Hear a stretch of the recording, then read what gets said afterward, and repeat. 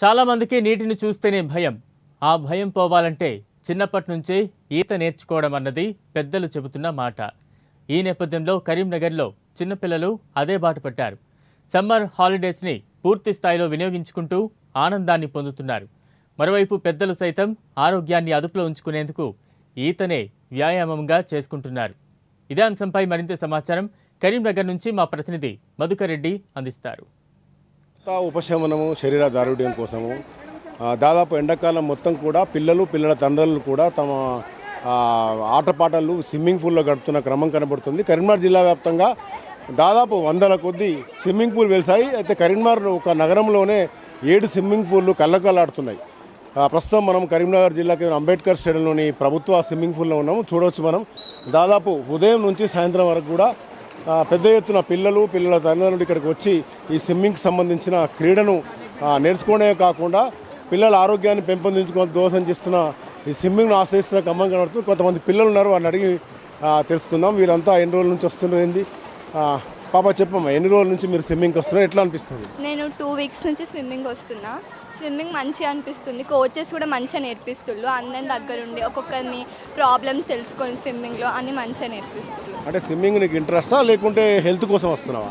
Interest, మళ్ళీ health కోసం కూడా వస్తున్నా. ఇంట్రెస్ట్ ఎందుకంటే మనకి హైట్ ఇంప్రూవ్ అవుతుంది, బ్లడ్ సర్క్యులేషన్ అవుతుంది, ఇంకా బ్రీతింగ్ ఇంప్రూవ్మెంట్ ఉంటుంది. సో మళ్ళీ మనకి ఇట్లా డేంజర్ అప్పుడు స్విమ్మింగ్ హెల్ప్స్ అని చెప్పొచ్చు. నువ్వు చెప్పమ్మా, నువ్వు ఎక్కడి నుంచి వస్తున్నావు? రోజు ఎప్పుడు ఉదయం వస్తున్నావా, సాయంత్రం వస్తున్నావా? ఎన్ని రోజులు అవుతుంది? నేను 2 వీక్స్ నుంచి వస్తున్నా. డైలీ ఈవినింగ్ వస్తా. స్విమ్మింగ్ చేయడం చాలా బాగా అనిపిస్తుంది. కోచెస్ ఇంకా బాగా నేర్పిస్తుండ్రు. ఒకవేళ ఇట్లా మునిగి స్టేజ్ల వరకు వచ్చారనుకో, కోచెస్ వచ్చి హెల్ప్ చేసి నేర్పిస్తారు ఎలా చేయాలో. ఇప్పుడు స్కూల్ హాలిడేస్ కాబట్టి నేర్చుకుంటున్నావు. రేపు స్కూల్ స్టార్ట్ అయిన తర్వాత ఎలా ఉంటుంది? స్కూల్ స్టార్ట్ అయిన తర్వాత సాయంత్రం వచ్చేస్తా.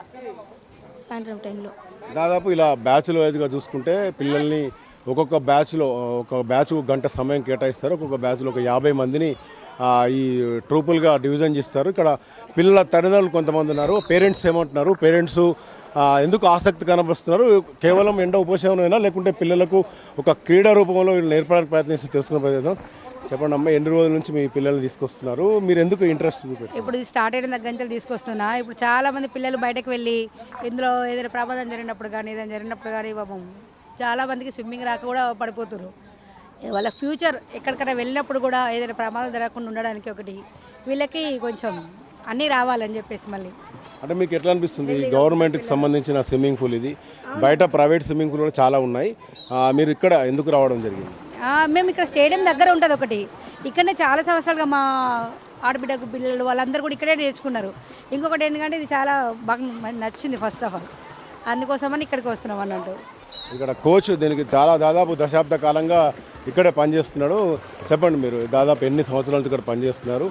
ఎంతమందికి ఇప్పటివరకు మీరు స్విమ్మింగ్ నేర్పడం జరిగింది? నా పేరు సంపద అండి. స్విమ్మింగ్ కోచ్ అంబేద్కర్ స్టేడియంలో గత 17 సంవత్సరాలు 17 నుంచి 18 సంవత్సరాలు అవుతుందండి నేను చేయబట్టి. 2005లో స్టార్ట్ అయినప్పటి నుంచి నేను ఇక్కడే చేస్తున్నాను. కోచ్గా ప్రతి సంవత్సరం నేను దగ్గర 7 నుంచి 8 మెంబర్స్కి స్విమ్మింగ్ నేర్పిస్తూ ఉంటానండి. వచ్చిన వాళ్ళ దాంట్లో పిల్లలు కూడా ఇంట్రెస్ట్గా ఉంటే మాకు స్పోర్ట్స్ స్కూల్ పిల్లల తరపున కూడా వాళ్ళు కూడా చాలామందికి నేషనల్ మెడలిస్టులు అయ్యి ఇప్పుడు దాంట్లో మెడికల్ సీట్లో కూడా స్పోర్ట్స్ సర్టిఫికేట్ ద్వారా మెడికల్ డాక్టర్స్ అయిన వాళ్ళు కూడా ఉన్నారండి చాలామంది. ఇప్పుడు మా దాంట్లో ఇప్పుడు అంటే స్విమ్మింగ్ ద్వారా సర్టిఫికేట్ వచ్చేసి దాదాపుగా ఒక 7-8 మంది ఎస్ఐలు అయ్యారు. కానిస్టేబుల్ అయితే చాలామంది ఉన్నారు. ఒక్కొక్క డిపార్ట్మెంట్లో స్పోర్ట్స్ కోటాలో స్విమ్మింగ్ సర్టిఫికేట్ చాలా యూజ్ అయ్యి చాలామందికి వెళ్ళిపోయిందండి. తనపై చాలా ఇంట్రెస్ట్ పెట్టి స్విమ్మింగ్ నేర్పించి తొందరగా తన డెవలప్మెంట్ చేయాలని మా కోరిక. ఇది మొత్తంగా చూసుకుంటే స్విమ్మింగ్పై ఆసక్తి రేకంగా చెప్పుకోవచ్చు. మరోవైపు తల్లిదండ్రులు చెప్తున్నారు కరీంనగర్ జిల్లా వ్యాప్తంగా ఈ ఏడాది మాత్రం ఉష్ణోగ్రత తాపాన్ని తట్టుకోవడం కోసం పెద్ద ఎత్తున స్విమ్మింగ్ పూల్ ఆశ్రయిస్తున్న పరిస్థితి ఏర్పడింది. ఇది కరీంనగర్లో స్విమ్మింగ్కి సంబంధించిన పరిస్థితి. కెమెరా పర్సన్ మైదర్తో మధుకర్ రెడ్డి, ప్రైమ్ న్యూస్, కరీంనగర్.